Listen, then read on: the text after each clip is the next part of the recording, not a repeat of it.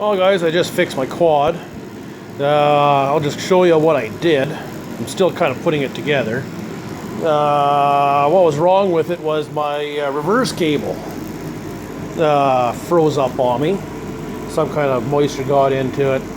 It wouldn't go into a bloody reverse. So what I did was I took all the plastic off around the gas tank and the seat.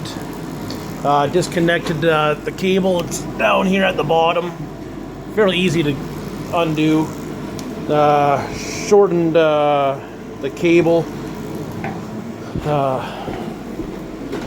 Fished it out from around down there across here.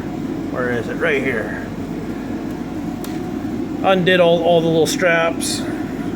Goes down there, all the way down to the very back of the engine, and it's actually pretty simple. It's just a little clip that you quickly undo.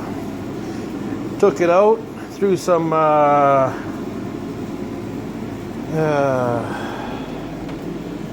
light solvents down it to clear all the ice out and all the water, and then put some lubricant down. If you're wondering what's making all the noise, it's that there. That's my heater for my shop. Still need to insulate it. But yeah, this is my quad I use for plowing my driveway in the wintertime. Now that I got this house and little acreage. It's a 2004 Honda Forman ES, if you're wondering. Honda Forman, actually, yeah.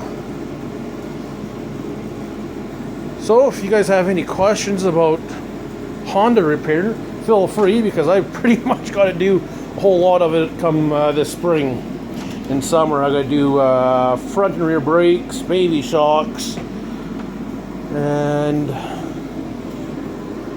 change all the fluids.